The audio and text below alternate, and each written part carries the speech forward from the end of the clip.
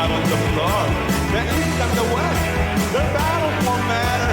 Only the music can settle the score. Run till you die. Run till you die.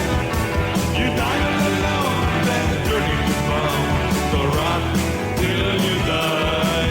Yeah, bones reflecting my eyes, and when they eat my flesh, but I got the power to win all the hours to run my life away.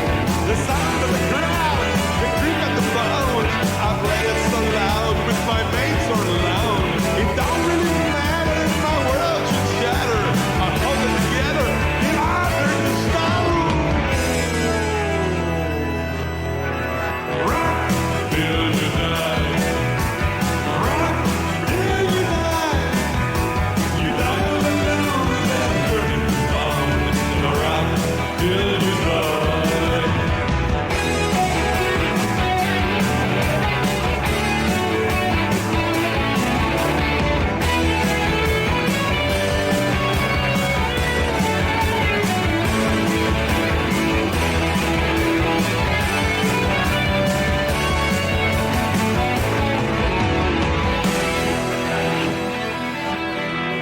Run till you die.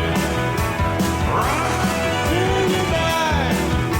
You die alone, then turn into stone. So run till you die. Run till you die. Run till you die. You die alone, and just like a clown. So run till you die. Run till you die. Run till you die. You die alone, and turn into stone. So run till you die. Run till you die. Run till you die. Run till you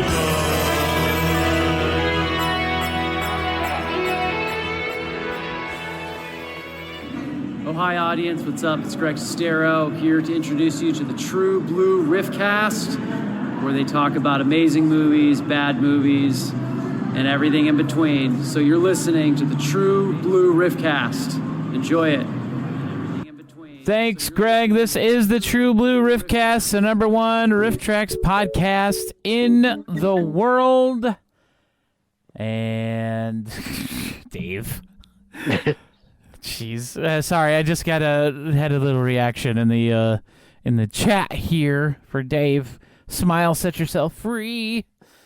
We'll that's our main theme for today. Smile and set yourself free with Birdemic 3 Sea Eagle.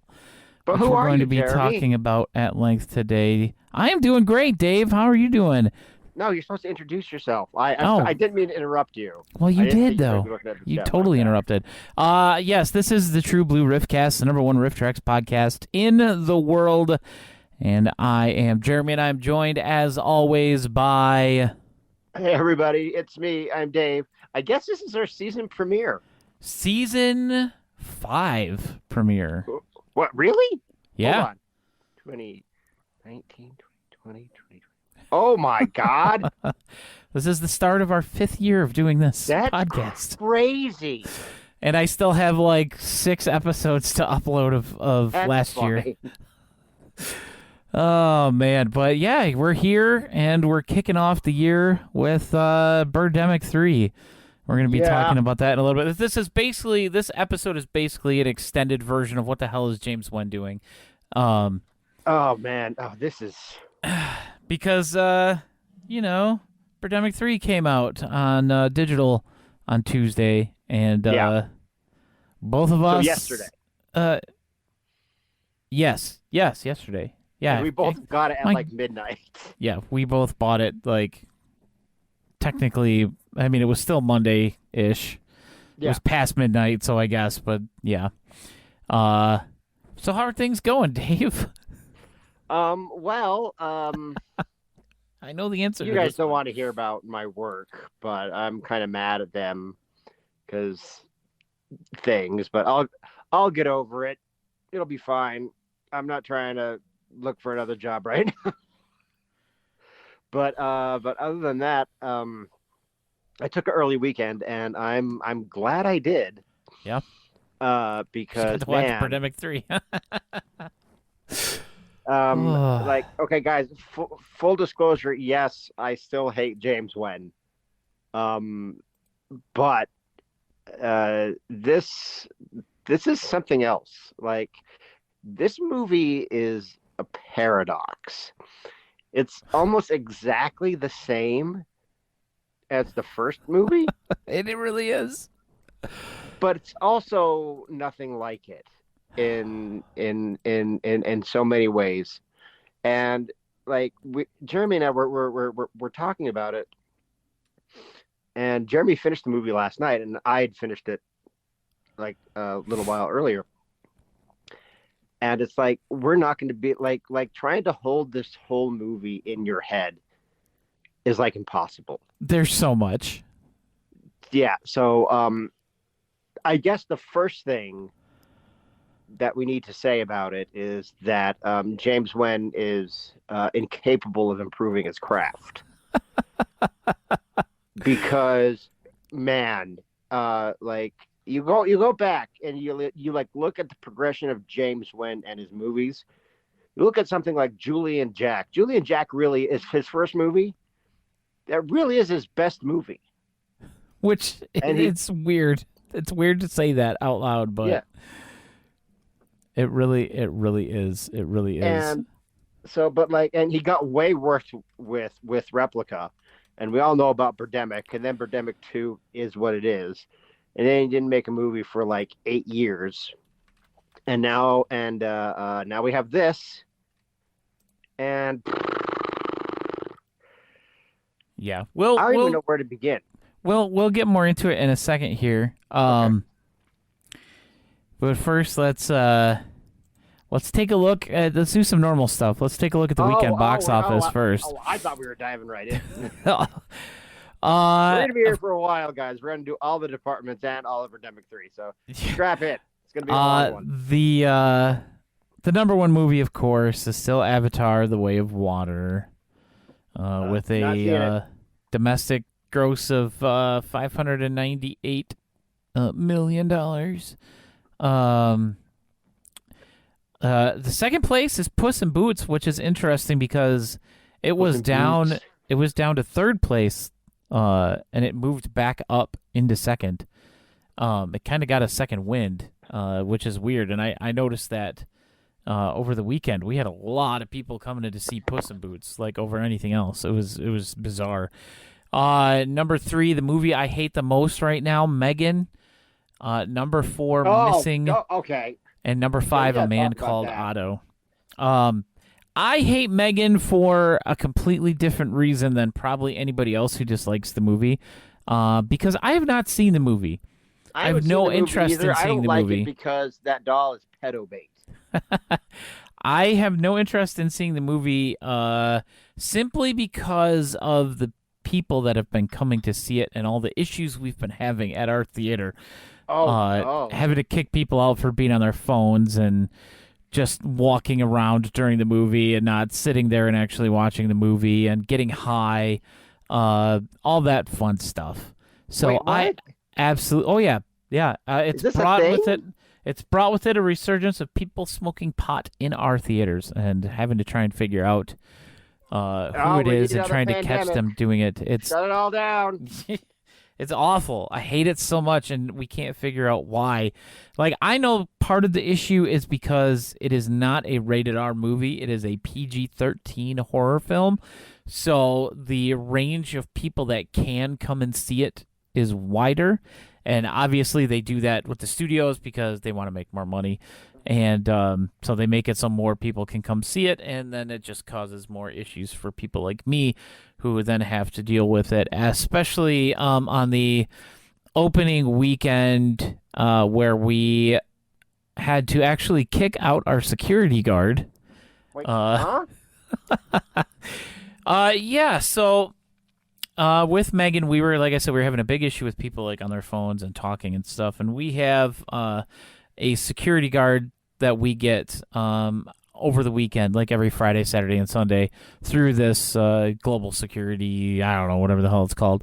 And the guy that they sent us was not our normal guy. Our normal guy is great. Like, he's active. He's always just going into different shows and screenings and making his presence known to people. Like, he'll go up there and stand where they can see him, type of thing. This guy didn't do anything. We told him to go into one of the theaters because somebody was talking, like, just having a full-on conversation, like, at the movie, like, super loud. Wait, and your security guard was? No. A customer who was watching the movie was. And so we sent our security guard in, and he didn't even, like, we said, hey, you need to go say something to this lady, and he didn't. He just went in there and stood there, and then the movie ended. And we had like 12 people lined up at the manager's desk because they were all ticked off because this woman wouldn't shut up during the movie. And then the other showing of it that was going on in a different screen, we sent him in there because I had gone in there to check on things, and there were 3 different people on their phones. And so we're like, hey, just go in there and, let them know you're here. If you see anybody on their phones, tell them they need to get off their phone. And I went back in there. The same people were on their phones, and he's in there watching the movie. Like, not paying attention to the people. He's watching the movie. So our general manager was there that night, and she was already mad about how he handled the first problem. I bet he got fired. Yeah, she had us send him to the manager station, and she basically told him to leave. He was like, what, you got a problem with how I'm doing my job, I take it? And she's like, yes, actually, because you're not doing your job. And he's like, I just feel like I don't need to be micromanaged while I'm here. And she just said, okay, bye. She literally just said, okay, bye, and, like, waited for him to leave. And, yeah, so that was awful. The rest of the night, we then had to deal with the people. We had to start making announcements in the theater before the movie started, like after the trailers, but before the movie started. So there was actually people in there telling them, hey, if you guys are seen on your phones during this movie at all, you will be asked to leave. And we still had people using their phones, and we had to kick them out. And that's just continued every night with this movie. There's at least one person that we have an issue with, and I hate it so much. So I will never be watching the movie Megan, and that's why. And they've already announced the sequel that's going to come out in 2025. Really? So, hooray. Yeah, Megan 2.0, they're calling it. Terrible horror movies that get sequels immediately, like Scream 5. Okay, guys, Scream 5 is not a good movie. Okay. Now we got 6 coming out in March. It's like almost out already. Yeah. It was like a year ago. Like, it's Ghostface Takes Manhattan. Doesn't it have Wednesday Addams in it? Oh, by the way, ladies and gentlemen, if you're out there, and if you want to make a joke about Wednesday Addams, go ahead and not do that, because people will get very angry with you. Did you see that? I did not. Oh, no. I made a joke about Wednesday Addams on Facebook. And the joke was, and apparently this got people really salty. I thought it was a really good joke. I said, simping for Wednesday Addams is not a substitute for an actual personality, ladies. Oh my God. I had people telling me I was sexist, all this shit. And then a New York Times best-selling author who never interacts with me had to chime in. And that's why I was like, okay, I'm deleting this because I actually want to be published someday. I'm not going to say who this person was, but his name rhymes with Wesley Chu. So screw that guy. Josh said it sounds like nobody in the theater is watching Megan either. Yeah, I would agree with that. Yeah, they're all. I saw on Facebook. There's some movie theater in Sweden or Switzerland or some damn place, some hippie European country where like a movie theater has like beds in the theater where you can like rent a bed, and watch the No. movie, and they have a picture of like these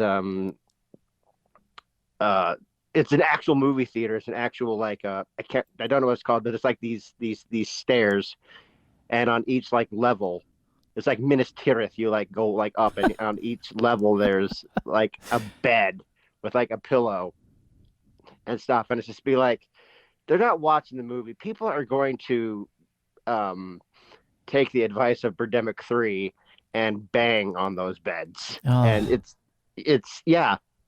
So that would make your job. I can imagine having to working at a theater like that and having to change the sheets after like in between screenings. Nope. I would quit 100%. I'd be out of there. Yeah.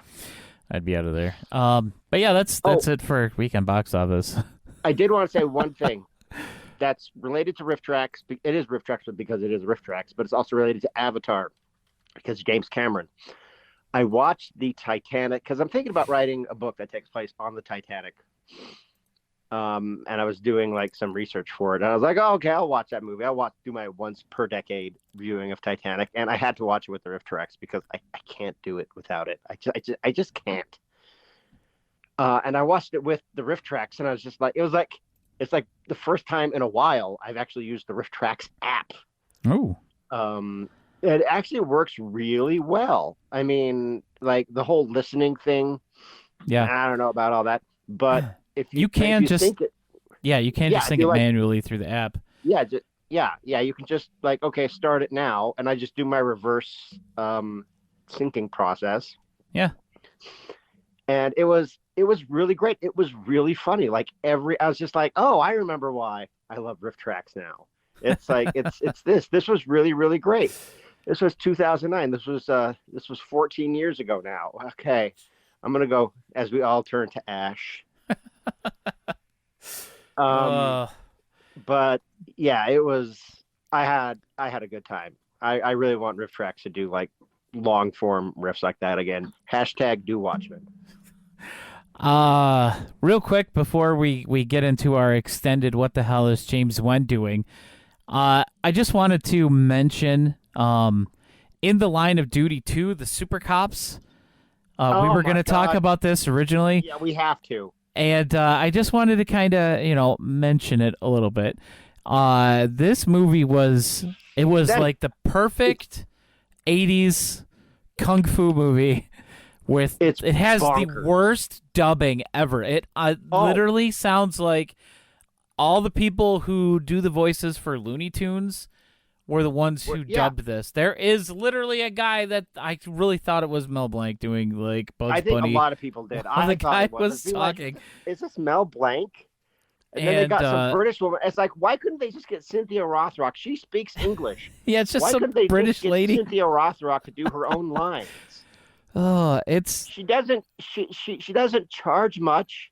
No. We know but there's a scene toward the beginning of the movie where the police are trying to like catch these guys, and they jump in a car and drive away, and the cop literally like kung fu's his way through the windshield while the guy is driving the car at him, and like drop kicks the guy, and then the car goes off a ramp through like a billboard and then crashes in the river. Yeah. They're just like, is this the greatest movie we've ever seen, guys? Yeah, and then and they talk about CGI and green screen need to be ashamed of themselves. The joke tried at the Hague. Tried at the Hague. Yeah. Yeah, because of that type of practical effect.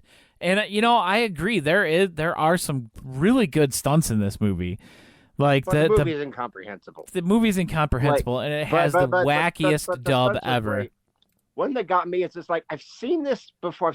I know I've seen this in at least 2 other movies. And every time I see it, it's just like, what? How did they do this? It's like someone does a drop kick through the windshield of a moving car. Yeah, it was ridiculous. Yeah, but it's an outstanding riff. Great way to start. We were going to discuss it, like I said, but guess what? Yeah, but then Birdemic 3 came out. There was literally an announcement just like a couple days before it dropped, and it's just like, I screenshotted it, I sent it to Dave, and we're just like, yeah, we're gonna be talking about this instead. Yeah. Because, oh boy, there is a lot in this movie. A lot. There's a lot. We are there's absolutely going to miss some things because, Yeah. like Dave said, keeping this whole movie in your head is It's impossible because It there's is so impossible, much. guys. There's so much. Oh, guys. The amount of stupid stuff said in this movie, I think it's an all-time record for the It's amount monumental. of incredibly dumb things said. It's monumental. And there are 3 lines that I think are like the top 3 dumb things said in the movie. and we'll talk about them when we get there. Yes, But, we're gonna have to talk about that There because are like, okay, so the overall theme of the movie, of course, is Gwobu Wabu. yes, Which is like when James Wan talks about it, we're not going to talk about the politics of global warming or any of that. We're just going to talk about Gwobu Wabu. yes, That's what global warming is in context with the Birdemic franchise. yes. As they say in the movie, global warming, climate change. Global warming, climate change. Blame it Yes. on It's climate one change. phrase: global warming, So- climate change.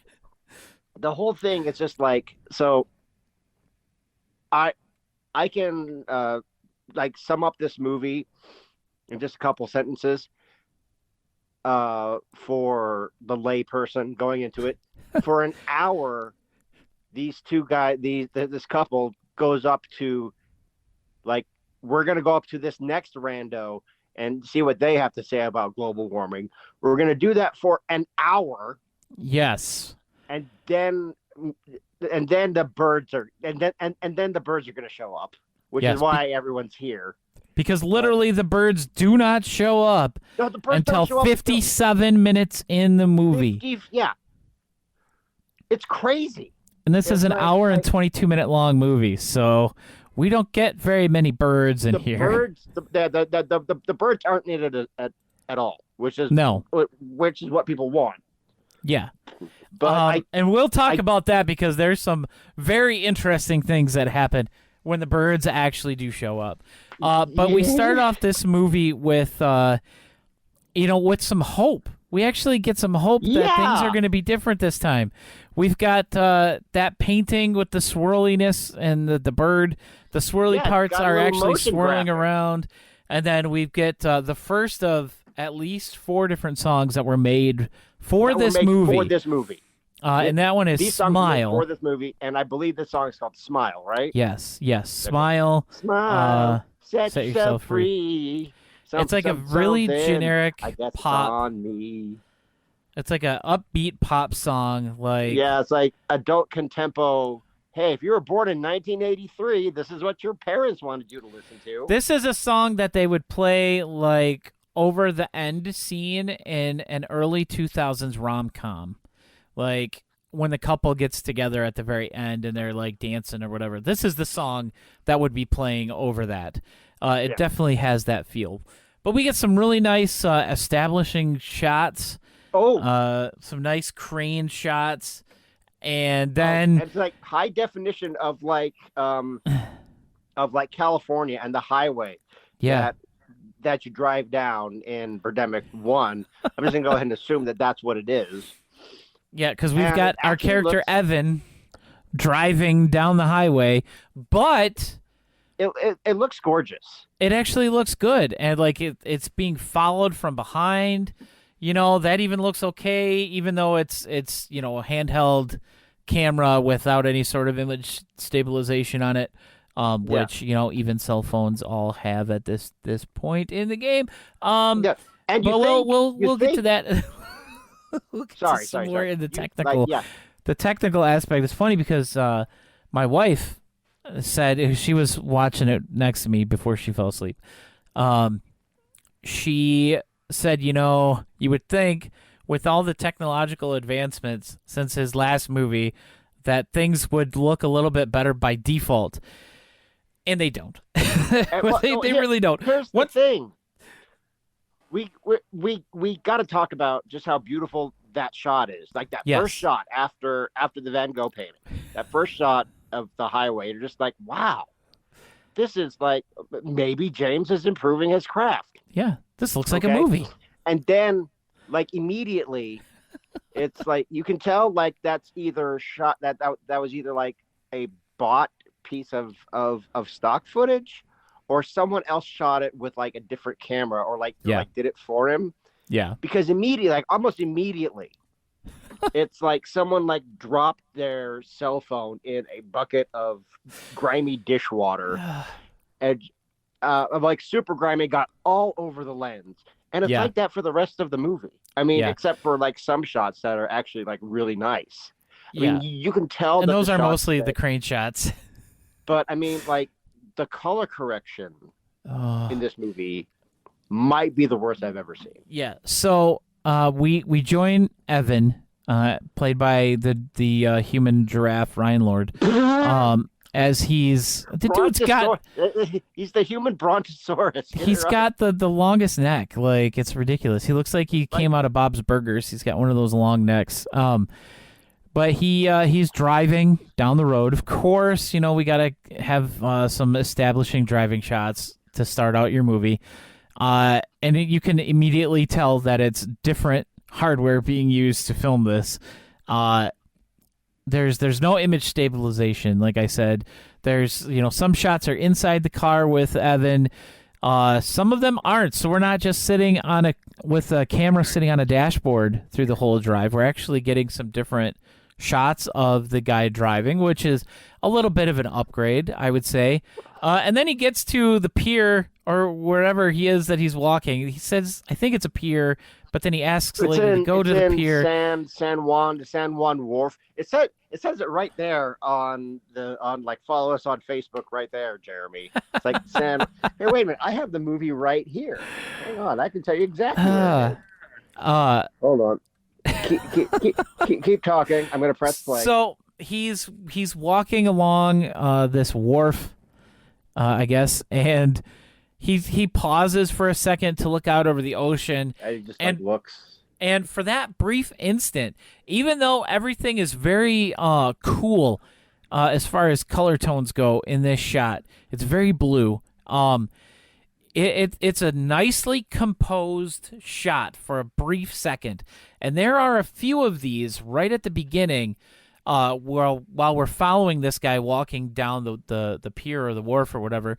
And there's one in particular that I actually really like. I'm looking at that shot right now. The guy stops and he looks out under a sign at somebody on the beach. And you can't really see her from this shot, but the camera's behind him, behind his shoulder, and he stops, and the camera pushes past him and under, like, through the whole sign, and it's a very pleasant shot. Okay. It's nicely composed. It would look better if it wasn't all blue. If like they had like turned, if he had like not taken the saturation and turned it like all the way down. Yeah, his auto white balance was way out of whack on these, but for like the whole movie, it's really hard to look at. It's really bad. And then he goes down to look at her. And it says, you found it? Stay up to date with us on Facebook, Instagram at Santa Cruz Wharf. So they're in Santa Cruz. Okay, so they're at the Santa Cruz Wharf.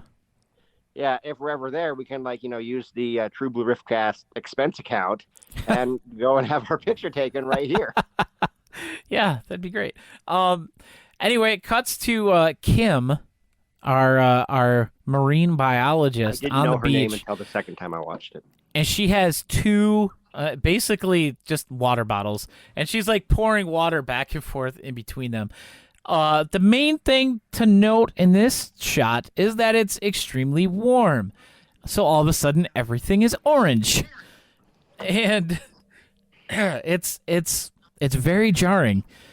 Yeah. And then, Evan goes up to talk to her, and this is where we get the true signature feel of the James Wan movie, where the first bit of dialogue is normal and you can mostly hear it, and then all of a sudden They're like, it goes like this, and it's like, oh, what are you doing?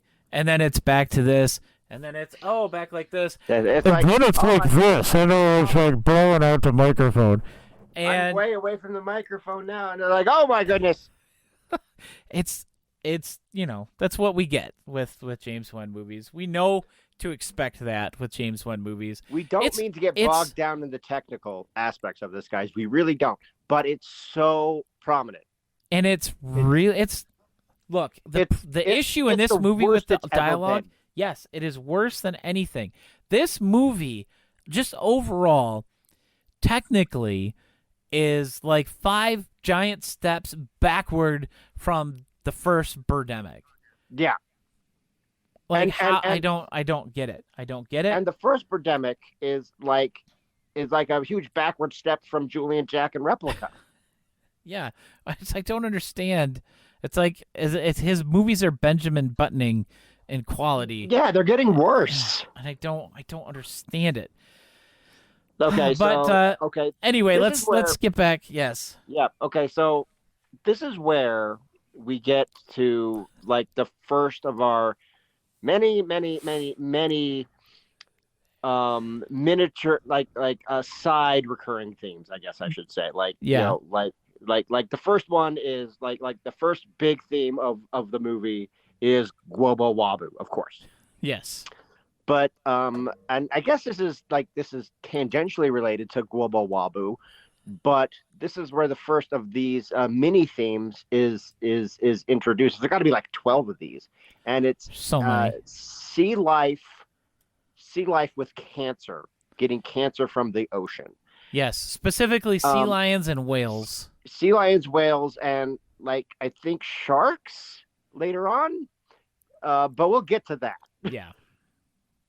Because that's yet another little plot point that we get on here. But this one, she says she's testing the acidity of the ocean water. Which she absolutely is not. No, because there's too much CO2 in the water, and it's giving the whales and sea lions cancer. And that's why the whales have been crashing into the ships. Because whale cancer. Yeah, no, okay, the sea lions and the whales are getting cancer. And then he cuts to like this stock footage, this horrible image of like these sea lions dead under a pier. And it's like, ugh. They're alive because one of them's moving. Yes. Oh, is it? They look dead to me. This is news to me. But again, that shot looks nice. It's a very high quality film. And you can tell that it was done by somebody else. Oh, yeah, it's one of those things. Also, I just want to say real quick, Josh Flowers says, I hope listening to you guys talk about it is the closest I get to seeing it. Josh, you don't get out of this. Okay? Whoever loses the next draft is going to have to watch Birdemic 3 if they haven't already, and it's going to be you. Oh, man. You would lose the draft, but... So...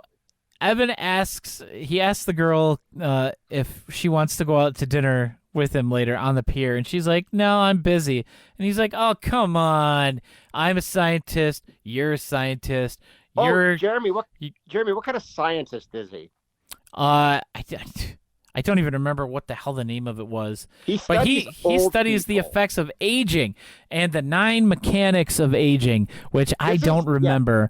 This is the second of the mini themes. So he's trying to and if you recall, both of these things, global warming, climate change, and aging, are things that James Wan has been posting about a lot on Twitter.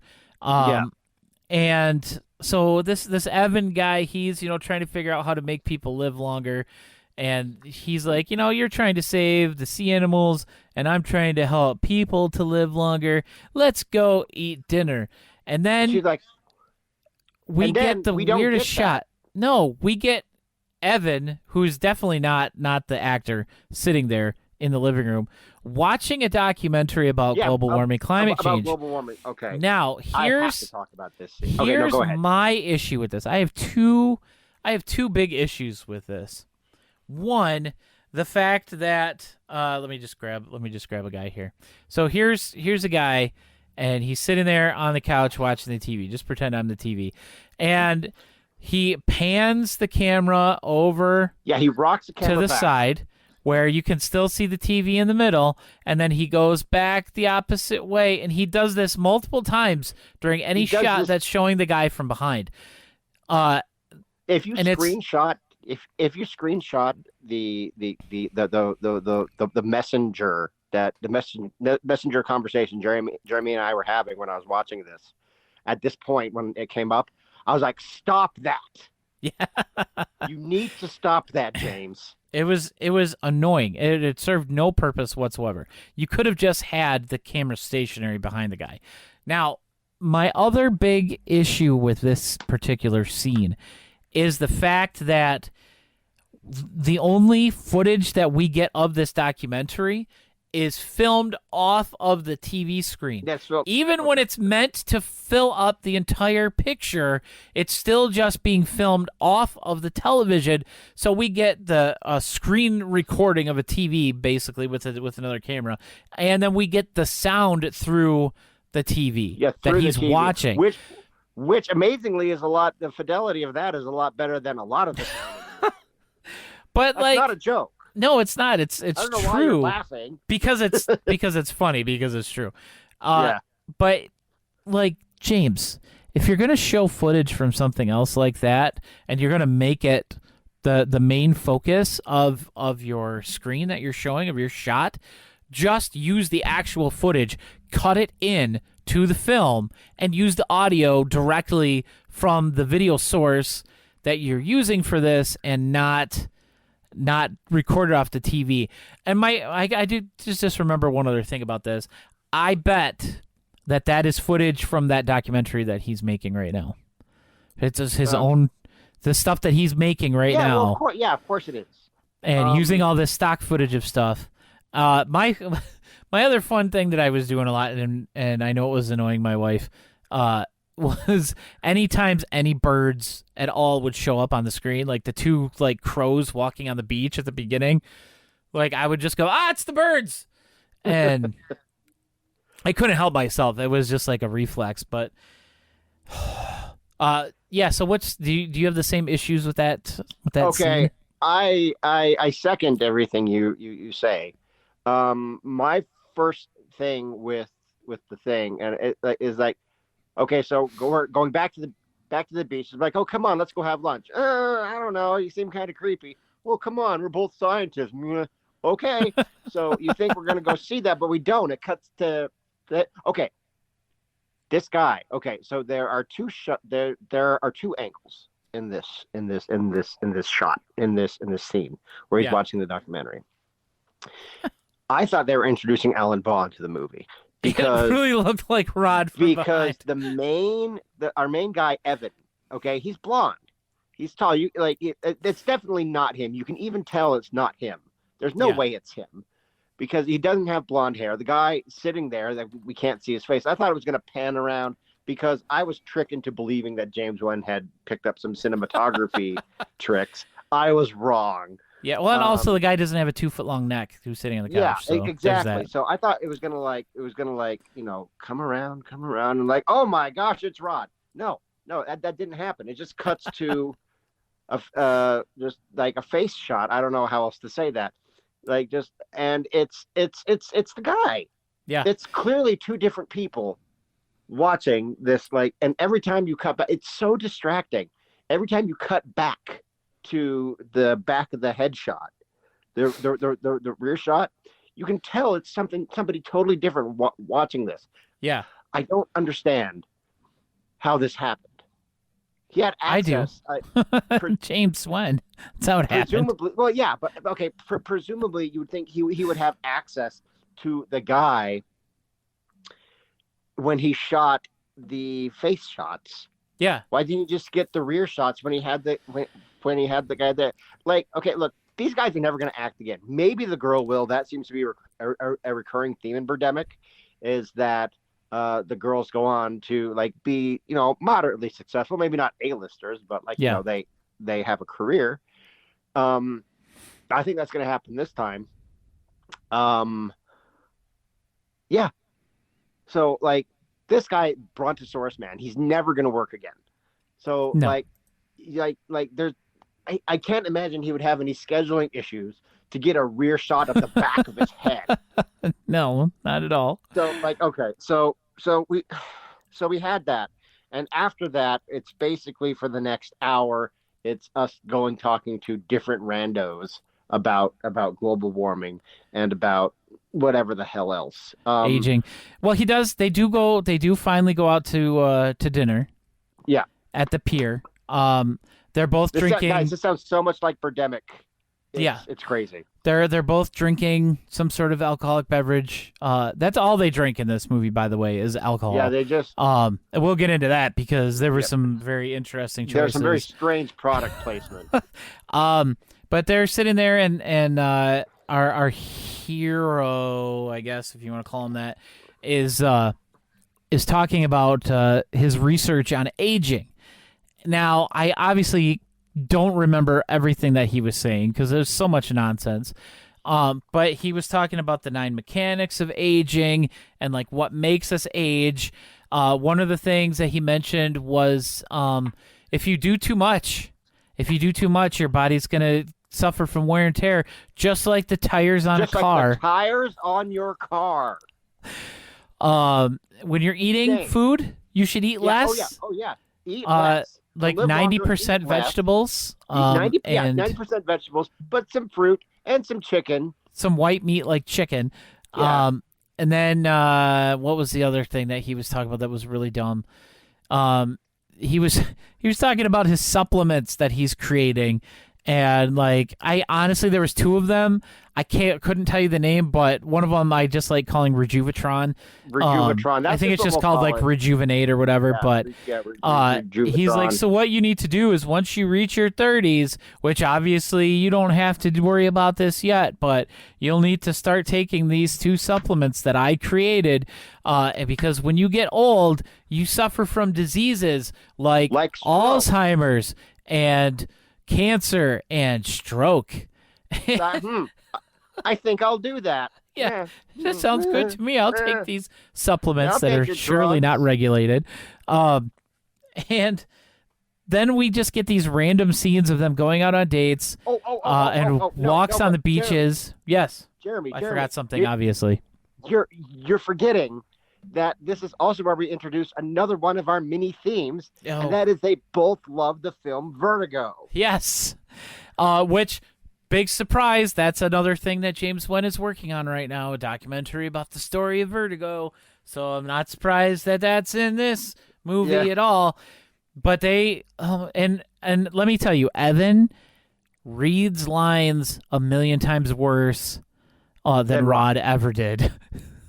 Yeah, he makes Rod look like a freaking MacArthur Genius Grant winner. Like, it's bad. It's so bad. And like I know I'm one to talk, but dude, like he flubs his lines, and you would think that James would give him another. Okay, why would I think that? Why would I think that he would give him another take? I just realized how stupid that sounds. Yeah, not something James Wan is known for doing. But they're just stumbling over lines all the time, and it's so bad. But we've got a few random people that are met during these walks on the beach and these dates. Yeah, and a few of them there's too many to go through all of them, but there are definitely a few that we have to cover. And I think the first people we have to cover are the protesters. Yes, the protesters. That's exactly what I was going to bring up. It's this group of 5 people, I think, maybe 6. And they're standing there and they've got these signs. Yep, a little girl that her sign says "Protect my future" or whatever. And they're chanting things like "Extinction Insurrection." And woo, protect the future, yeah. Yeah, woo! Yeah, okay, that guy was way too enthusiastic about Gwobu Wabu. And then there's a scene. Protect our future. There's a scene where the little girl's mom is talking, my God. In the background, the protesters are still like repeating the various phrases they're chanting, I but think they're someone's just feeding saying her the lines. Yeah. but they're just saying like climate change, global warming, save the planet. Like they're literally just saying them like that, very quietly, very soft behind this woman talking. And it's the weirdest global warming. Yay. Yeah, Protect okay. the planet. You And have then the they kid recycle talking. the shot Yeah. from the first You have the kid shot talk- of the protesters. This goes on for like 3 minutes. It's mind-boggling. So the kid talks, and then the mom talks. And this is not a political statement, but this woman sounds exactly like Kamala Harris. She really did. Yeah, she would be like, "Meh," and like I could just hear her being like, and I think that, and I'm like, oh my God, like she just had just like that tone and cadence that our beloved vice president has. Like, I'm probably the only person who doesn't have classified documents at my house. Everybody else does, but I sure don't.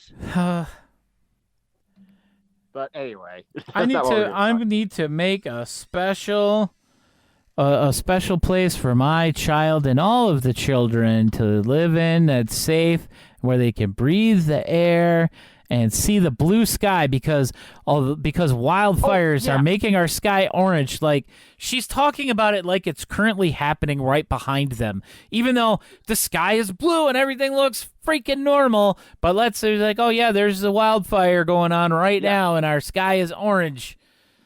And she repeats that like throw twice. That up there.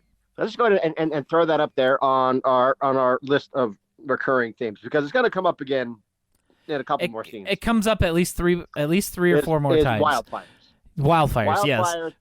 Yeah, like the wildfires. I guess California has wildfires every year. I don't know why he has such a bug up about them right now.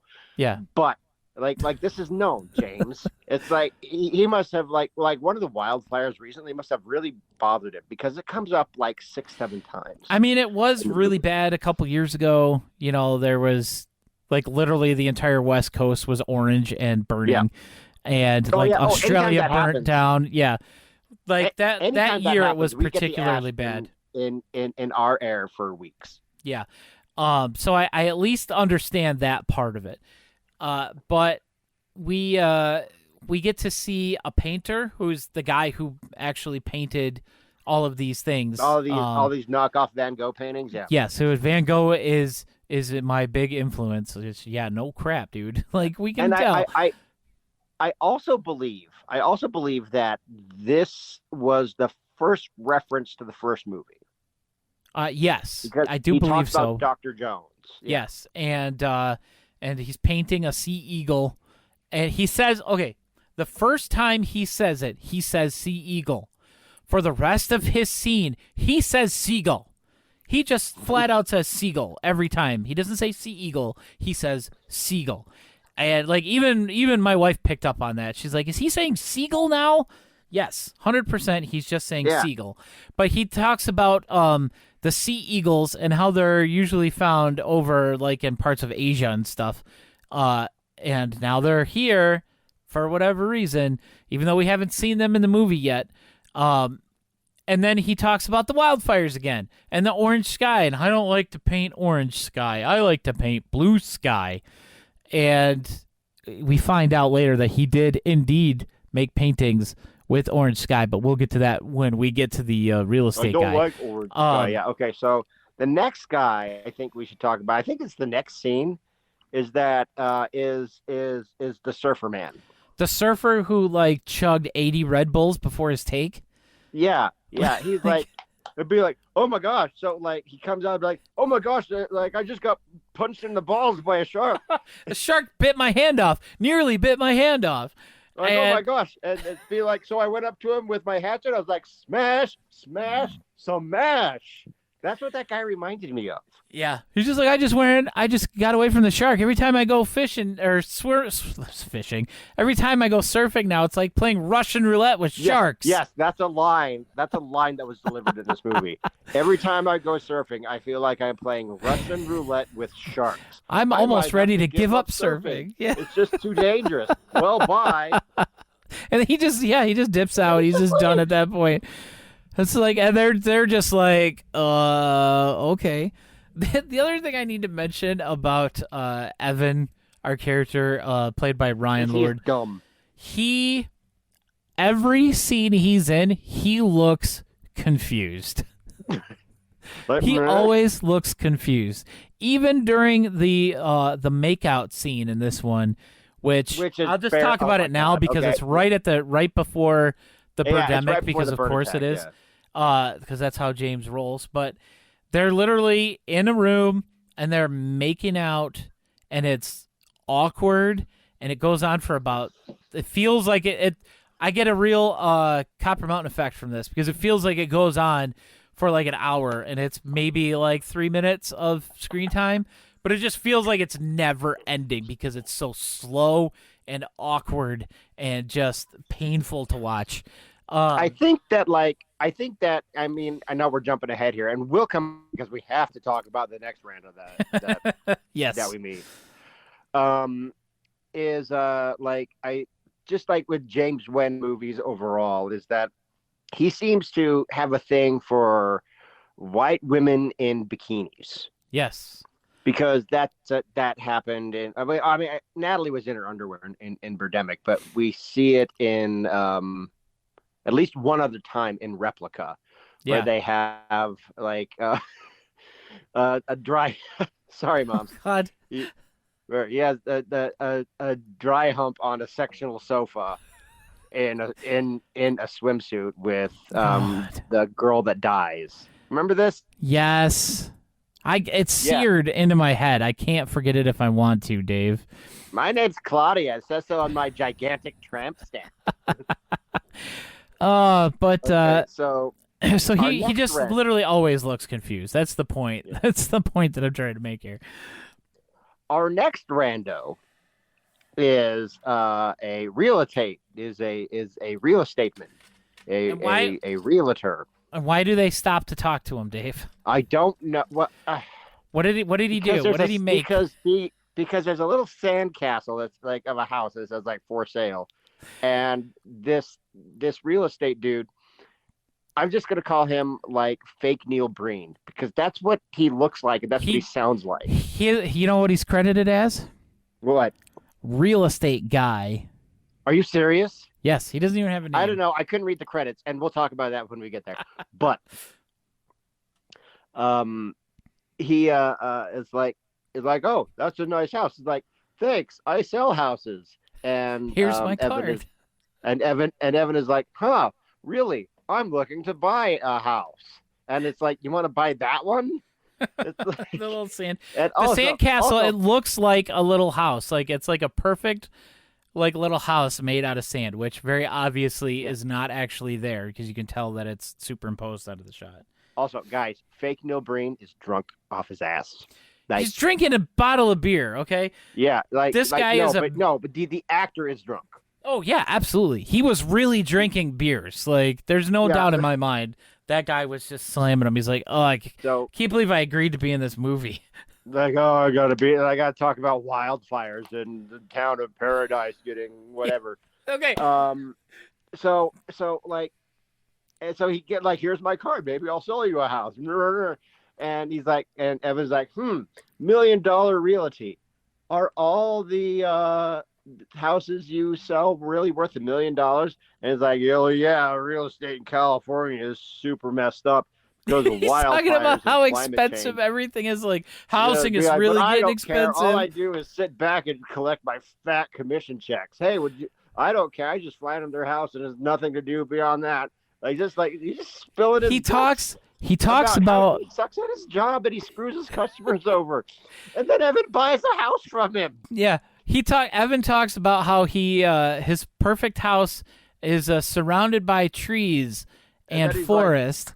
And the guy's like, well, I normally just mind my own business and collect my commission check, but I'm gonna give you some advice here.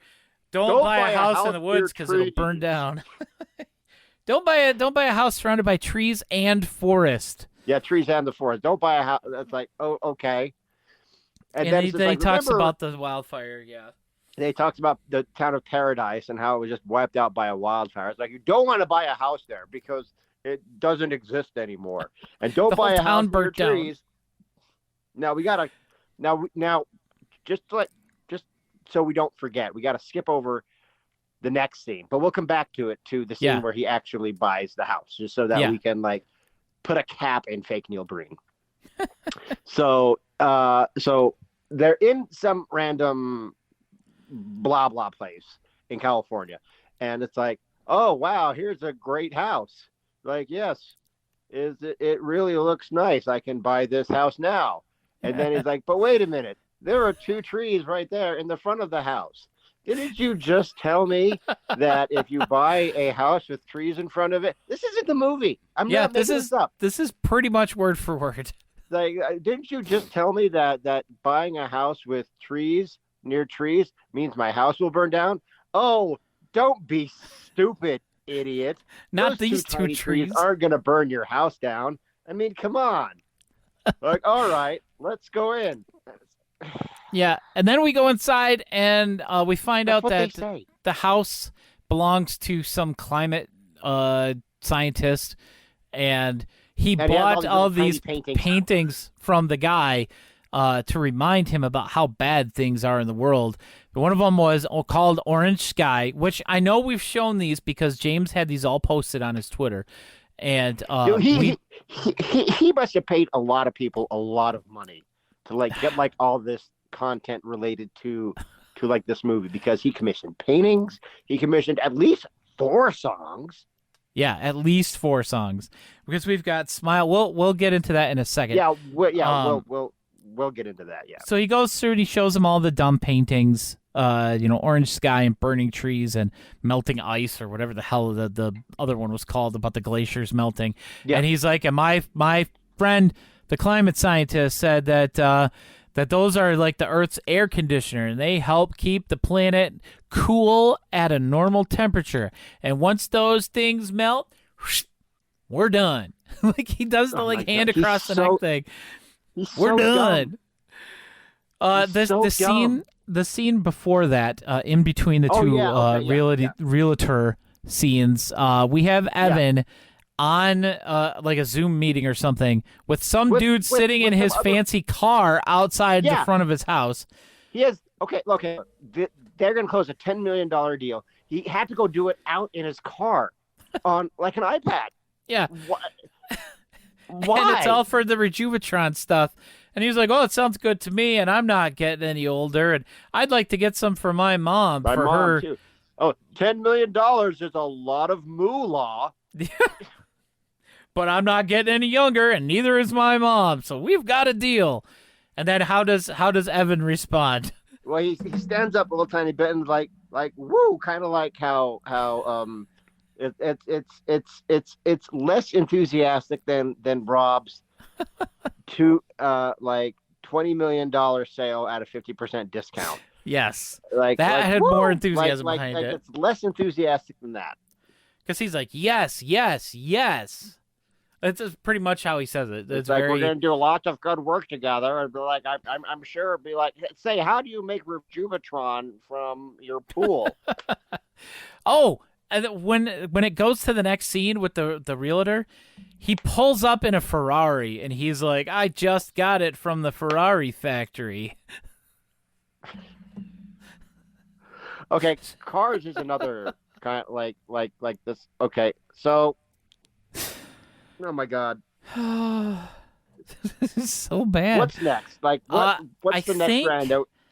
Well, the next thing we need to talk about is the dance scene, where we get our second song and our re-recording of the theme song by somebody completely different. Oh, that's way down the road. That's way down the road. That's like because that's after Mr. Green. We got to talk about Mr. Green. No, yeah.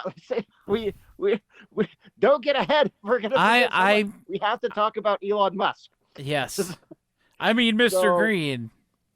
Okay. Definitely not Elon Musk. Sorry, someone keeps trying to send me texts, so I don't know if that's picking up. I'm sorry, guys.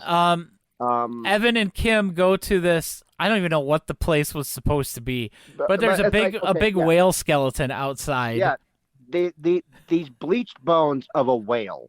Okay, so they're like on one of their many stupid dates. Okay, because this is how it works in James Wan movies. So they go up and they're looking at these bones, and it's just be like, oh yeah, it says here that he lived to be 50, and then what's her face? Kim says like, yeah. Remember, I'm a marine biologist, and like it's so bad that like they're dying of like all the sea lions and sharks and whales are dying of cancer. She says that all of the whales will only live to be about 35 because they are all going to die from cancer. Yeah, they're all going to die from cancer. Every single whale is going to die from cancer because of the CO2 in the water. And as they're discussing that, this douchey McDoucherton walks up. Yeah, this guy he's got to be like I'm guessing he's got to be like 35. And he's like, "Those are awesome whale bones." And they're like, "Yeah, yeah, not a date." It's like, and then everyone's like, "Hey, I know you. Your name is Mr. Green. I remember you from that card I used to play in the Clue game when I was a kid.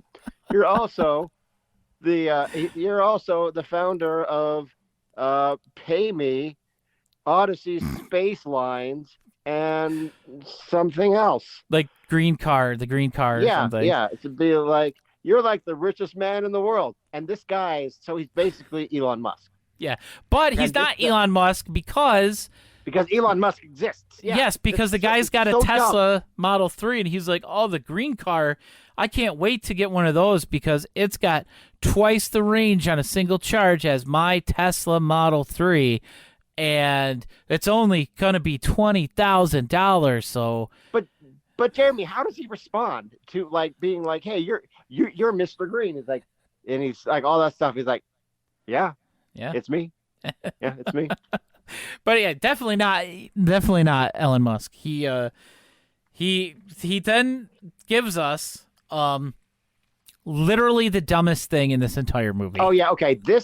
I think this is definitely of my 3 dumbest things said in this movie. Or just where I just like bolted out of like my stupor to just be like if I was falling asleep, I definitely woke up.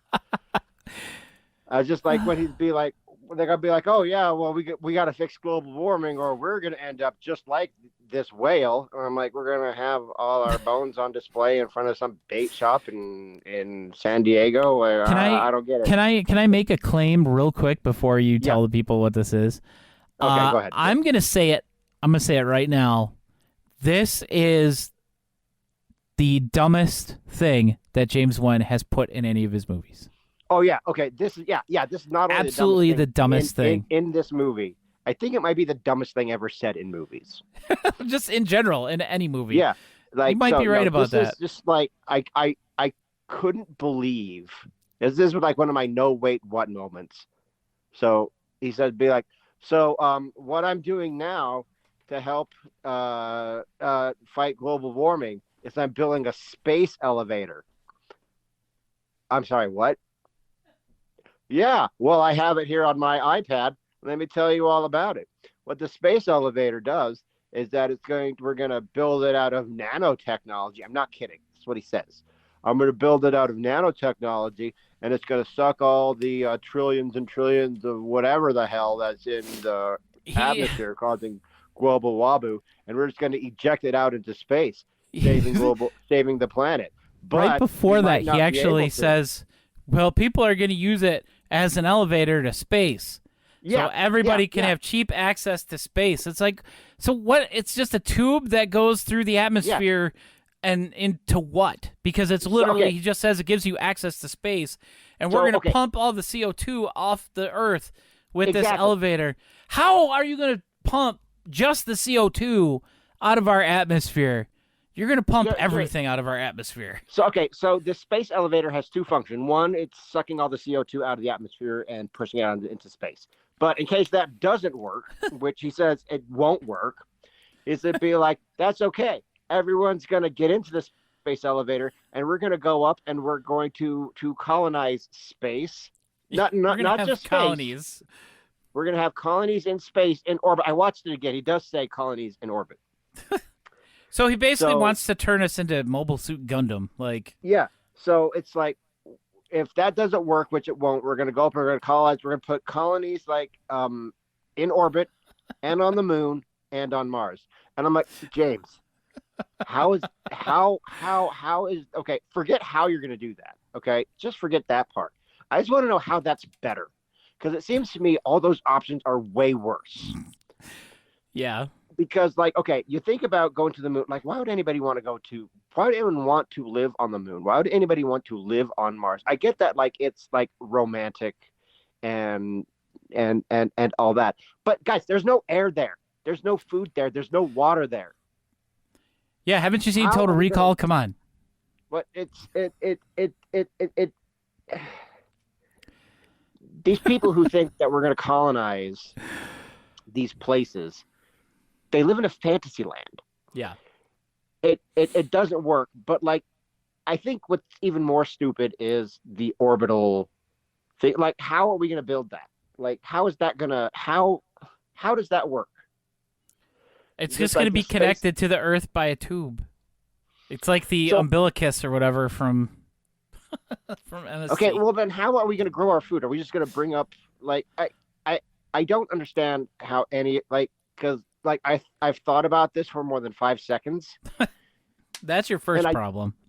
And I don't understand how any of this would work. But when he said space elevator to save global warming, and I think we have discovered why he is trying to instigate a flame war with Elon Musk, and he's the only person Elon Musk won't engage with. He will engage with everybody else. He will just be like, screw you, pay me $8. Yeah. But he won't engage with James Wen, which, I think is good. That's probably the smartest thing he's doing. But no, okay. That is, guys, you have to see it just to, I know we've spoiled it for you. It's better if you don't know it's coming. But that space elevator thing was just whiplash. It's what? Yeah, it was so bizarre. There's also one more scene in here before. There's a couple scenes before, obviously, but we get a scene where our main character dude is at Half Moon Bay. Oh yeah, and he talks to the guy who owns the bar there or the hotel or whatever, because the double-decker bus is in it. And he says, hey, didn't this bus used to be over there? And the guy's like, yeah, it used to be over there and facing the other direction. About it. And then the birds attacked and killed a whole bunch of people. And then we moved the bus. And then we moved the bus. Lots of people died that day. And why doesn't Evan remember the Eagle attack? Okay, he's clearly 23. So he must have been 12 in 2008 or whenever the hell. Clearly this was in this shared cinematic universe, the James Wenworth. These are all big events. And then Birdemic 2, well, we also got to talk about the discontinuity between Birdemic 2 and Birdemic 3, because they just pretend Birdemic 2 never happened. This is the newer Halloween sequels, where it just jumps from the first movie to this sequel and disregards the other sequel in between. That's what this does. It completely disregards the second movie. It never happened. It never happened. They reference things from the first movie multiple times. I think this is a second reference. But no, the guy who owns Double Decker would be like, yeah, it destroyed the bus. It clearly didn't. It destroyed the bus, and lots of people died that day. But I'm getting kind of nervous because I'm saying lots of eagles fly around the top. Clearly, these events, it doesn't matter. It would be this is what it's like. Okay. Yeah. This is like if everybody, and we know they're not going to do this because they bring it up in every movie, and I hate it. that everyone just forgot that Thanos killed half the universe. That's what this is like. Yes. Yeah. That is what this feels like, because they just like, yeah, it happened, and everybody's surprised that it happens again because they knew it happened before, but they forgot completely about it. Yeah, because it's been twice. 12 So, years. Yeah. I was just scrubbing through the scenes, and we've talked about we talked about that. We've talked about Mr. Green. We need to talk a little bit about Vertigo.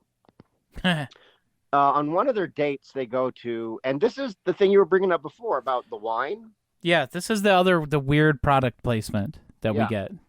So like there's a scene that like opens up on like this like display of like wine products from like this vineyard, Chateau Picard or wherever.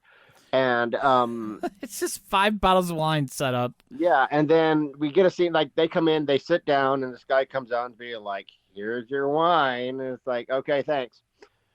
And then it's be like, "Hey, can you believe we're at the place? This is where the summer house of Alfred Hitchcock, where he was inspired to shoot the movie Vertigo and The Birds. And did you know that according to a 2012 survey of some bullcrap, all people said that Vertigo was the greatest film of all time, surpassing that of Citizen Kane." And remember earlier when I said that, like, I went to San Juan Bautista where they filmed Vertigo, and one thing is different? Well, we still haven't paid that off, but wait a couple of things, and we will. Yeah. And she's like, "Oh, I'm dying to know what it is." And he's like, "Well, we'll have to go visit." Like, yeah. It cuts away to them talking to the protesters, I think. Yeah. I don't know. The protesters may have just been earlier than that. It's so hard to, like, remember the exact order of everything until you get toward the end when the birds actually show up. Yeah. But we've got our lovely dance hall scene where it's literally just the 2 main actors dancing to our friend Damian Carter. Cosmic Beauty. Cosmic Beauty. Okay, so we got this song. Like, they're dancing and having a grand old time, like, and he's standing right behind them singing this song called Cosmic Beauty, which is not about cosmic beauty. It's not. It's about the Earth dying. Yes. It is literally about the Earth, the planet dying, and all of our kids are going to die, and the future is bleak. We have to find a way to stop the Earth from dying, save our future. Something genocide, and they're like, and they're dancing, and it's completely inappropriate. Like no one would be like getting down to this song because it's like so depressing. Now, Cosmic Beauty. Now, right before this scene, they went and they talked. Now, another recurring theme in this, I think we should say, and another thing that James Wan likes to post about a lot is space and the cosmos and all this crap. And he talks about that a little bit in this movie. That's one of the other recurring scenes. We'll just throw that up there. It's like number 5 or 6. I think he was talking to someone, like one. I can't remember what rando it was. That would be like, the body has over 700 trillion cells in it. That's more cells, and it's like in relation. That was to, like, Evan. That was him talking about the aging thing. Yeah, the Rejuvatron. Be like more galaxies than there are in the universe, which is not true. There's more cells in the human body than galaxies in the universe. The galaxies in the universe. I think he means the observable universe, but we won't get probably. into that. And so right before this scene, we meet an astronomer who talks all about like how many galaxies there are in the universe and crap like that. And it's like, oh wow, so like that galaxy that you're looking at is super far away. It's like, yeah, I'm glad it's far away so that we can't mess it up with global warming. Yeah, he's got this little tiny telescope, and he's got a picture of this rose galaxy that he took through his tiny telescope. Yeah, through that tiny telescope from it's 200 million light years away. Be like the Hubble or whatever that new one. What is that new telescope called? The James something, I don't remember. The Webb, James Webb Telescope. Yeah, like it's clearly like something from that. And so like Cosmic Beauty, I think, was the name of this short film that he did, where he just like cobbled together a bunch of face images. You remember that? Yes. Yeah, it was So like a slideshow. so you would think that the Cosmic Beauty song would be about space. It's not. No. It's Cosmic Beauty. We have to, and then okay, so it's incredibly stupid. And then we get remember the song from the opening credits. Where Smile. it was, smile, smile, set yourself free. Yeah, some woman singing it. Another. This one is on me, like that. And they had a lady singing it, but this I would place money on that this guy singing it was probably, because he's an ugly dude, but he has a nice voice. He's probably a songwriter. He wrote that song. Okay, he did write. He did write do we know this Smile. for a fact? Yes. Oh, okay. Because I strained to check the credits. Okay. But he did write it. The lady performed it for the title song, and then he performed it again here. And then this is, they get the full song of that again. So these two are dancing through these two full songs. Okay, nobody knows how to pad a scene as well as James Wan, because all of the walking that we get, all of this dancing that we get, there's no dialogue in this movie until after 5.5 minutes. But that's most of that is just the guy walking before that. That's per use, man. So he's really good at padding time in movies. Am I the only one that noticed that this place that they're dancing? Number one, it's like someone's house. Yeah, it's like a living room, but they moved all the furniture out of the way. Yeah. So it's not like the first Birdemic where Damien Carter is like seeing, I think so. At least they're at a bar. Yeah. Okay. And I think James Wan wanted to kind of thought he was fooling everybody. Okay, we're gonna put this other rando in there. There's a guy with a beard that looks like somebody I used to wrestle with, and I thought, is that Mike? Oh yeah, the guy just off to the side. Yeah, he was just it looks just like this guy I know, and it's just he's just clapping and just watching them dance to Smile. Yeah, and it's just he's my favorite character in the movie. So, oh my God, I'm trying to think. So, what are the randos? Okay, we have the zip liners. There's nothing really the zip. I'm just trying to think of all the things that we should cover before we get to the sex scene and then the bird attack. I think that's most of it. I think we've covered all the important stuff. I think the only other thing that I would say about this stuff pre-bird attack, because we already talked about the swimsuit sex scene, is that on all the dates, at least twice, not Natalie, Kim, he brought up the fact to be hey, I made $10 million today. Yeah. That's the first time she asks him if she's gonna buy him if he's gonna buy her a Tesla. And he's yeah, I'll buy it and more. So he's already said he's going to at one time. And then right before they dance and presumably bone, he says to me oh, there was something else, and he says that hey, Kim, I think I'm in love with you. And her response immediately to that is, does this mean you'll buy me a Tesla? Yeah. Yeah. No, just wait and buy the green car for only $20,000, you imbecile. Yeah. We created a whole guy for why would you want to buy something from Elon Musk, who I presume James Wan hates because you wouldn't engage with him on a Twitter the Twitter world. Now will you buy me a Tesla? It's no. He already said yes, first of all. There's another scene earlier where he says where he basically says I love you, but doesn't use those words. And he says something to the effect of, since you've been in my life, like my life has like really turned around. We haven't seen any evidence of this. It's not like Julie and Jack or Replica, where we actually see how crappy. Yeah. His storytelling skills have gone downhill. Where we actually see like He needs some Jack. Rejuvetron. Yeah. And these people, like what their lives were like before they met their ladies. Yeah. Yeah. Like we didn't see him struggle or get threatened to be fired. Like none of that happened. And with Jack, like their lives were objectively better after, like he showed how their lives got better, whether or not it is due to, because I think that's like a theme that James Wan has, is that get a woman, she'll make your life better. That's like in all his movies. Well, I mean, that theory, I would buy that, especially considering the scene we get right before the end of the movie. Yeah. My last wait what moment. And she says, she basically like, my life is so much better. I have more energy.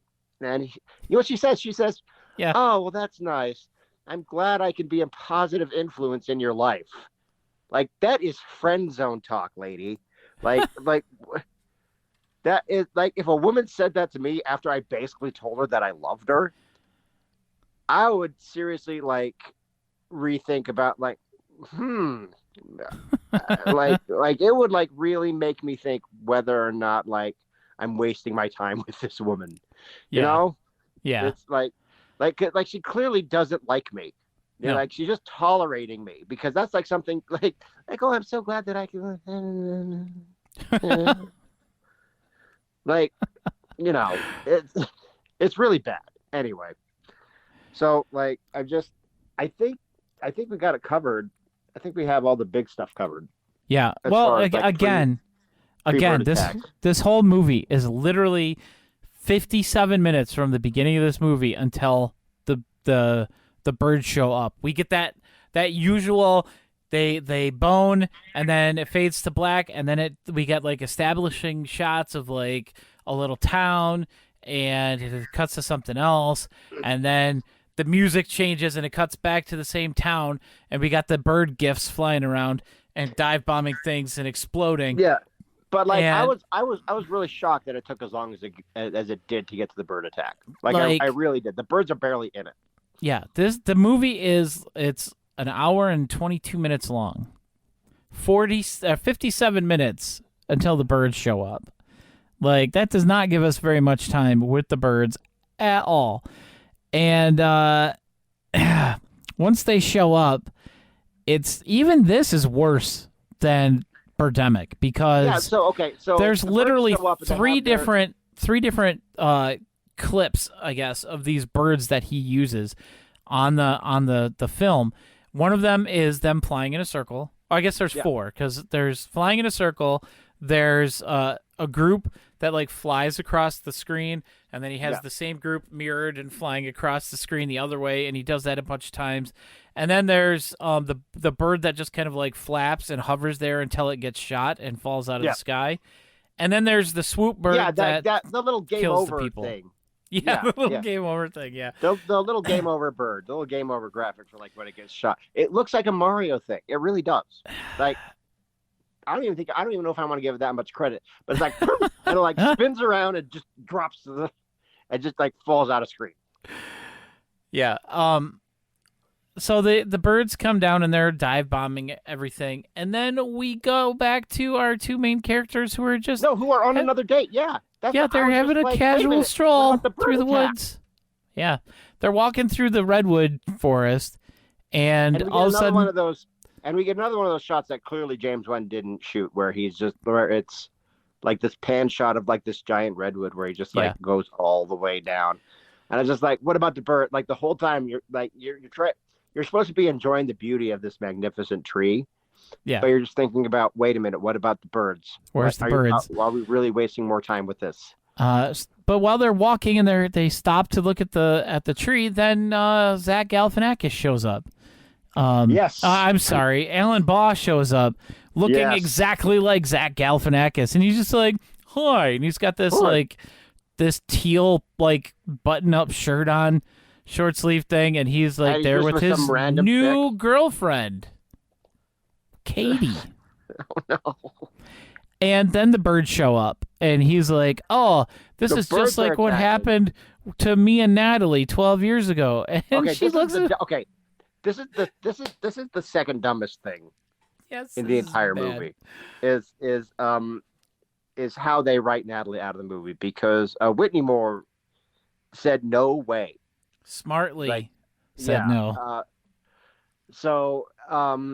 And then Kate, like he said, they attacked us in Half Moon. He literally says they attacked us in Half Moon Bay 12 years ago.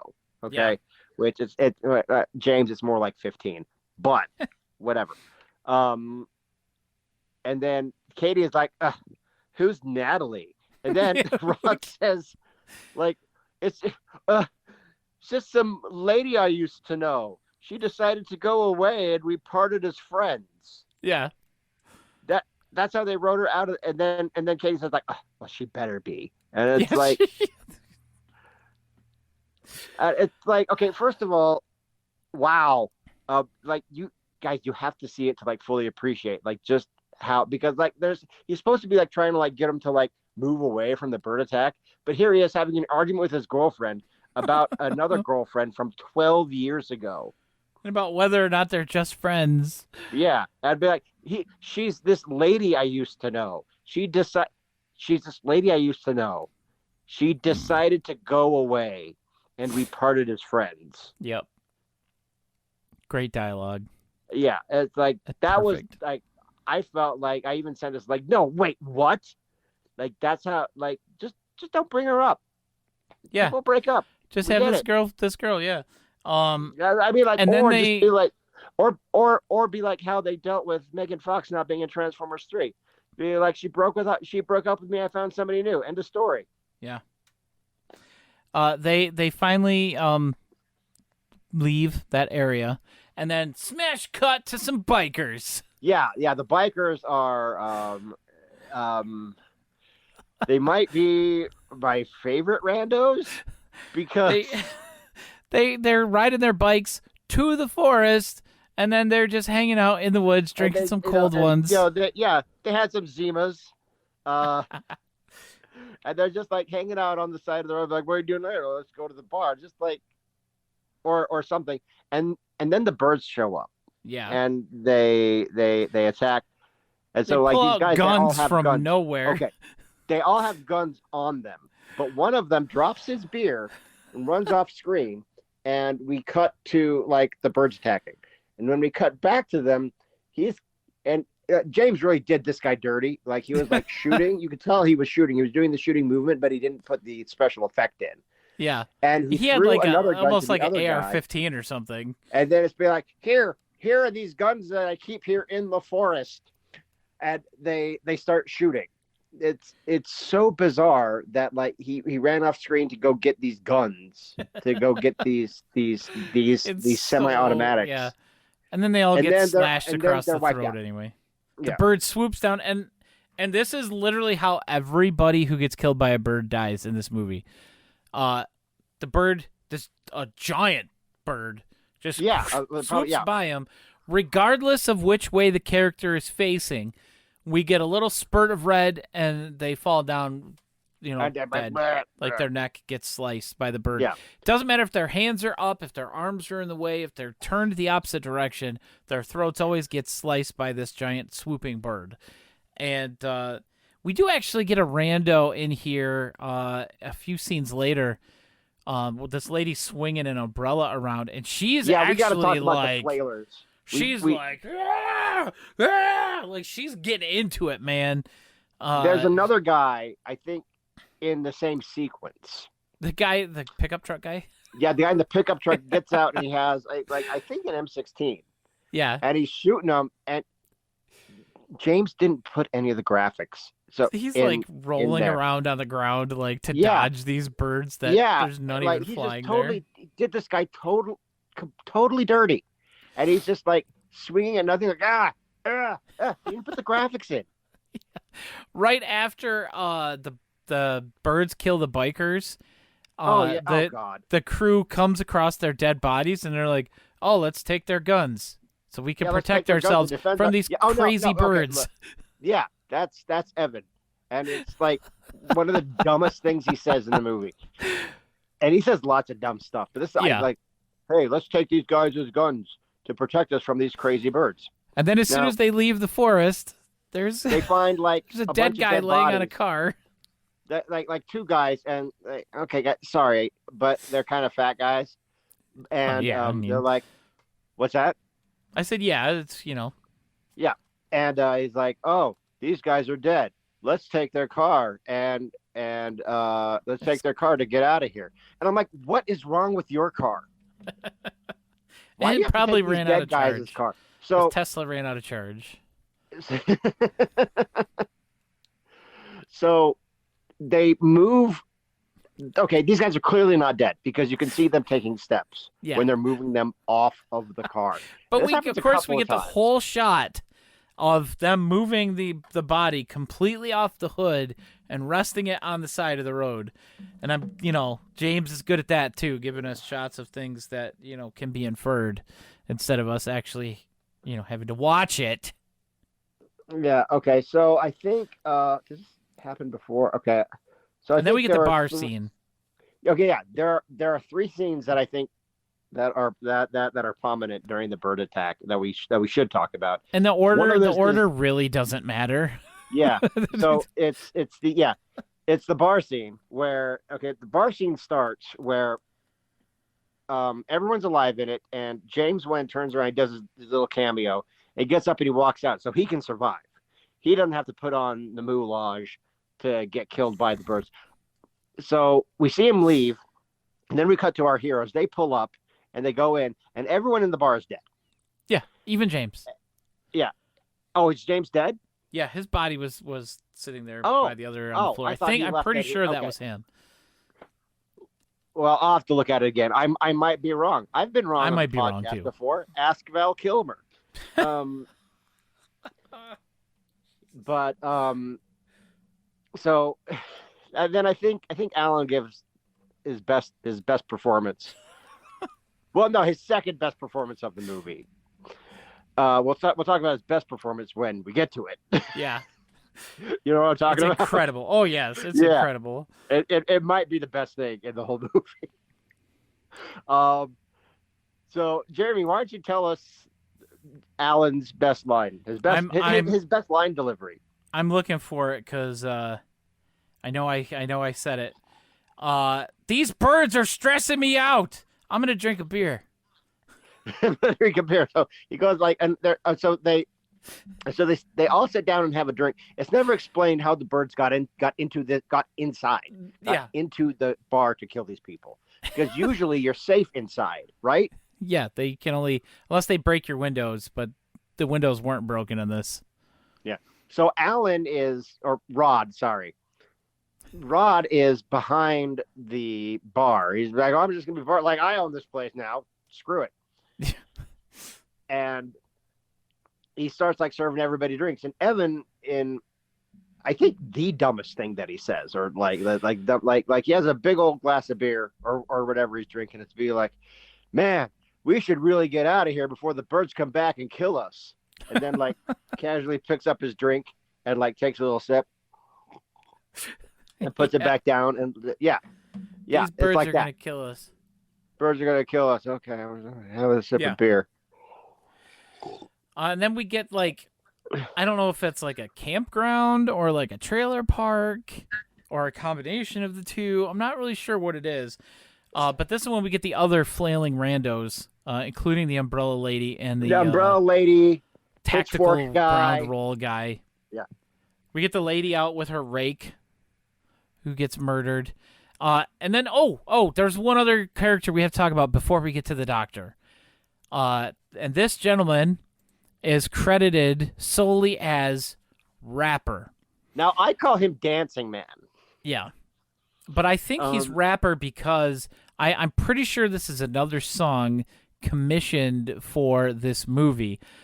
He gets out of his car, of course, in the woods, and he's dancing around with his music playing in the background. And it's like some uplifting rap song, yeah, which I'm going to presume is about Jesus, because it's about like, I think he might be one of them Jesus rappers.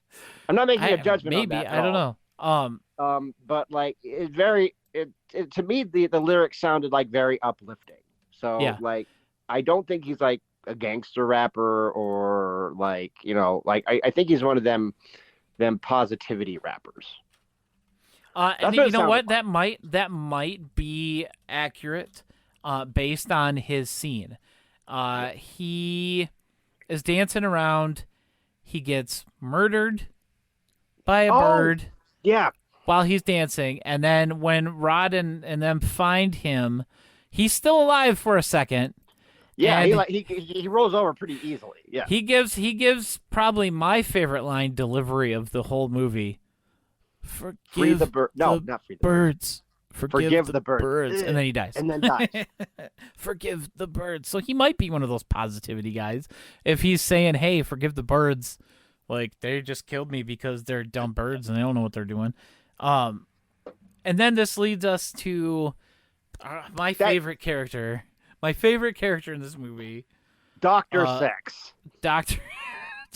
Sex. What's he Sex. actually? There's Dr. no Extinction. other. That's what they call me, Dr. Extinction. Okay, But my guy. friends call me Dr. Sex. This guy is standing there talking to our group of 4, none of which have died, by the way. He brings guys, come over here. He like waves them down. Yeah, Like, you know how like when you're and going talk to an me. event and there's parking there, Yeah. and they like swing their arm to like show you where to drive your car. That's what he was doing to them to get them to pull into his driveway. And he immediately starts talking about how he saved his house with his 100-gallon water tank that he sprayed on the wildfires last year. Yeah. And so then I think he's that's like, the last mention of wildfires.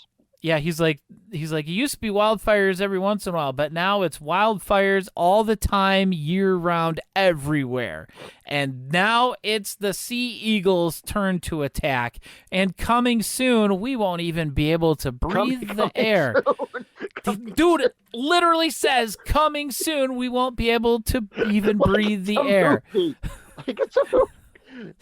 Not pretty soon. Not like, you know, in like 10 years. No, coming soon. Coming next soon. year in like 2024. We're not going to make it to the next election, so don't worry about all the idiots who are going to run. And don't worry about that. We're all going to be they're talking dead. about the climate changing, and they're just like, he's like, yeah, the Earth is already at 2 degrees Celsius when it's only supposed to be at 1.2 degrees Celsius.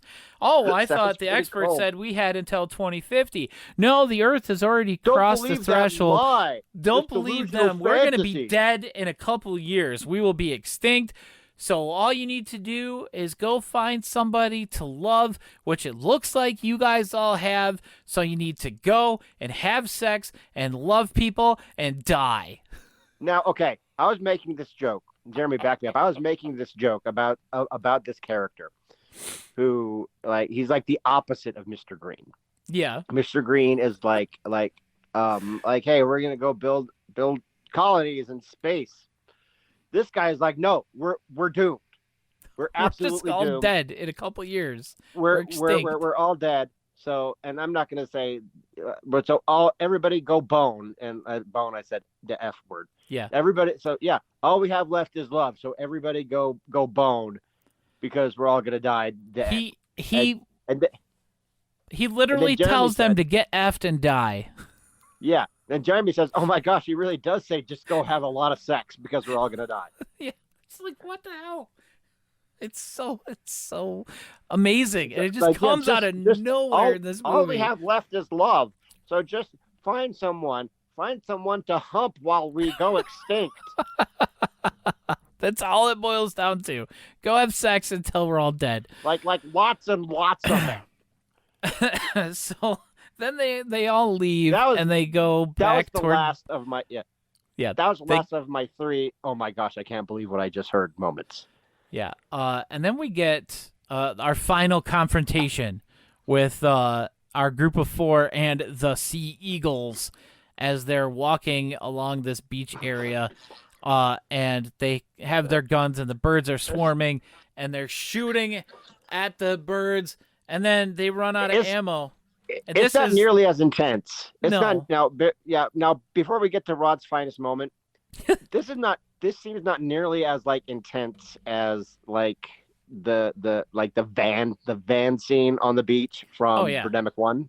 Yeah. Because like we've said, his skills just diminish.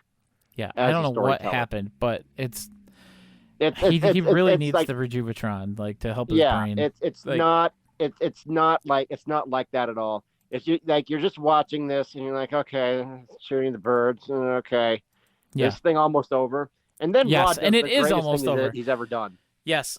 So Rod looks off to the side, and he sees like a log.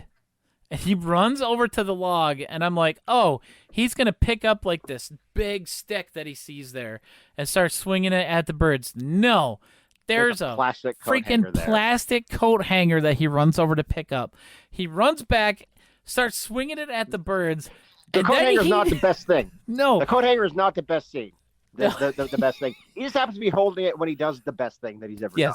He's swinging this coat hanger, and then he stops, and he does a spin kick.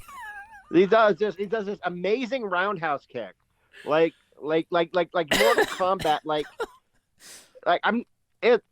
It was so like it was like a glass of like fresh water after being in the desert, like that. And then that's when the birds leave. Yeah, they just turn around and fly off over the ocean. They did in Birdemic 1, yeah. And they're like, "Oh, the birds are giving us a second chance." Like, no, this would be like a fourth chance by now, big guy. Yeah. So they sit and they watch. I want to know whatever happened to those kids from Birdemic 1. Because like it made me think, like, while I was watching them, like while the birds F off and like music plays, like it's like in Birdemic 1. Yeah. I honestly thought, like, down, like, you know how they're watching them, and like down at the bottom there's like a 3/4 thing, like down there in the corner. I thought that James Wen took a cutout image of like all like their heads looking at it, so that he actually filmed it because they were standing stock still. And I was like, until the one guy moves a little bit. That is a ping image until Evan like moves his head. And I was like, what? They're actually there? Yeah. They're standing perfectly still. And then the credits roll. And this is where we have the final problem with the movie.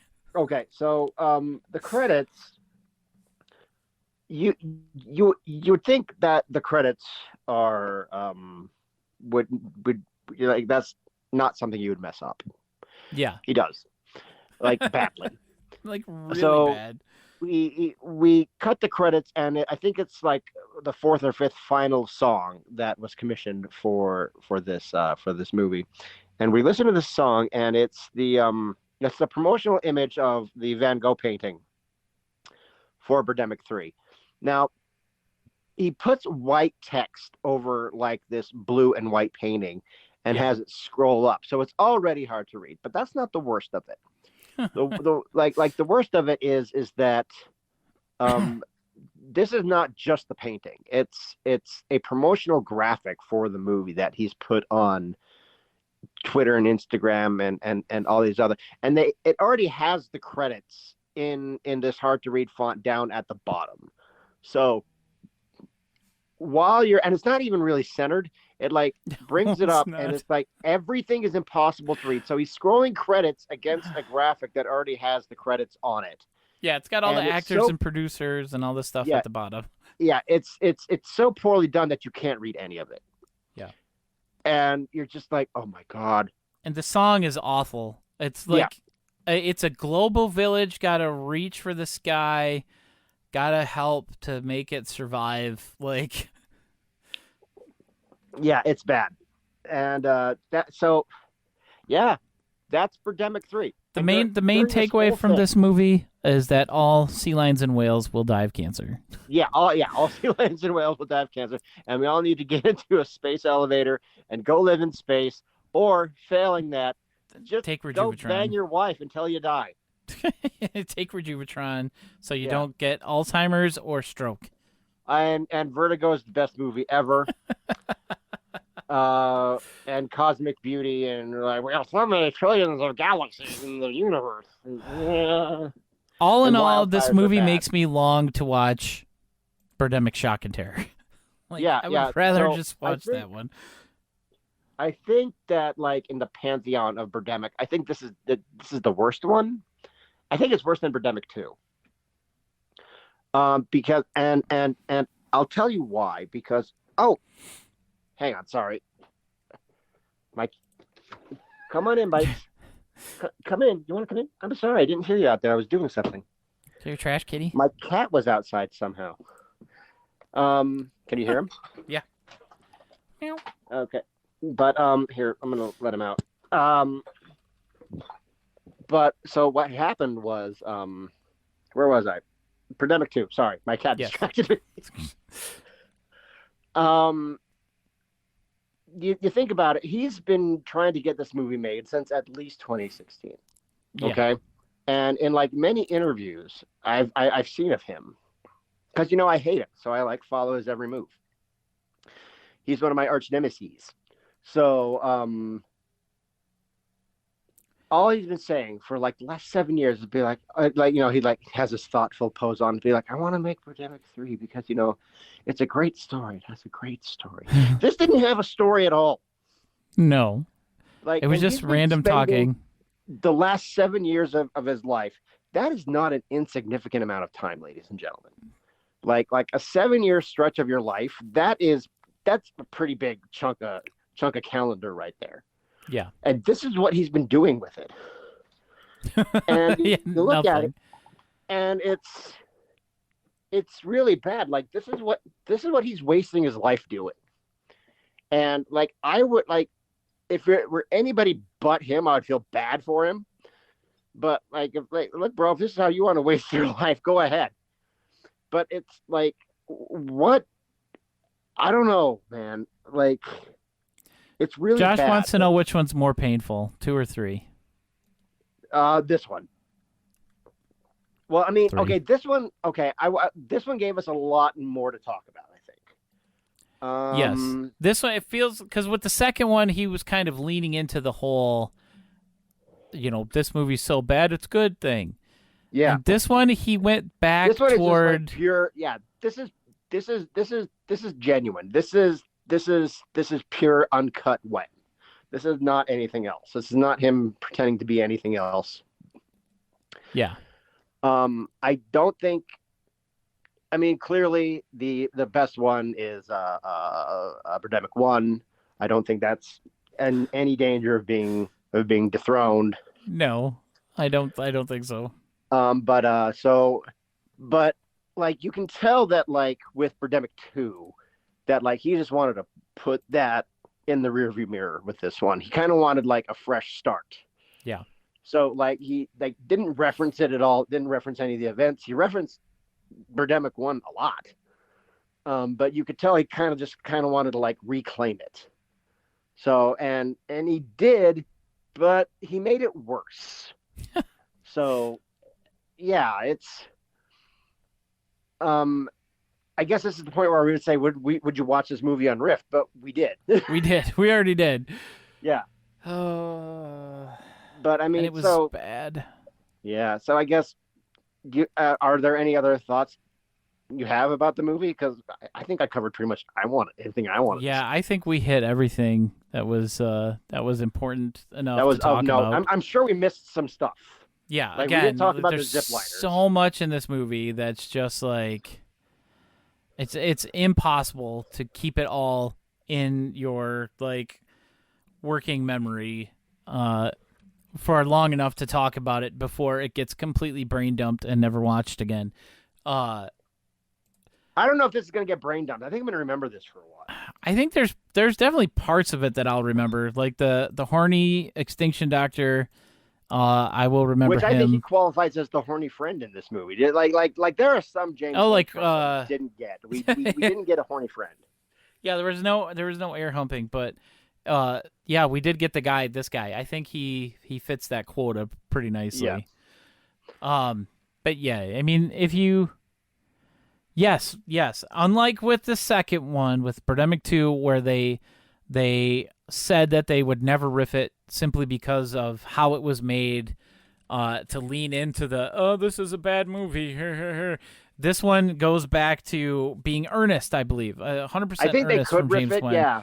And I think they could riff this one very easily. Do you want them to riff it though? I mean, like I know my opinion means not hardly a lot. Like if I had my way, I'd be like, no, don't do it. But it's not. But it's not my business, and that's just me being my personal petty whatever. But I'm gonna say I wouldn't be surprised if we got this year. if we got an MP3 for it, maybe as the live show. Honestly, well, I wouldn't be surprised. I'm not saying I want it to happen like that, but I wouldn't be surprised if it did happen. I don't think I would hold it against them. Like they're very excited about their live this year. So, I mean, it could be this. Honestly, I wouldn't be mad if it was Accelerator from David Giancola from a couple years ago. Hey Jeremy, I got to put you on mute for just a second, so just keep on talking. Yeah, no problem. I can fill time. Yeah, I can I'll be right vamp back. with the best of them. So yeah, I think we might get this one either as a Just the Jokes or maybe a VOD, because I know James Wan isn't opposed to them releasing them as VODs. I mean, that's how we got Replica. They released it un-riffed before they released the Rift version, and that movie had never actually been released before. So I wouldn't be surprised if they did riff this one this year at some point. I kind of hope they do, honestly. I mean, not because I want to watch the movie again, but I would love to hear their reaction to some of these scenes. Yeah, it's almost time for the Kickstarter. Probably in like another week or two. I don't know. I'd have to look up when they started the last one, because it's usually in February, like usually around the midway point, if I'm not mistaken. Okay, I'm back. Sorry.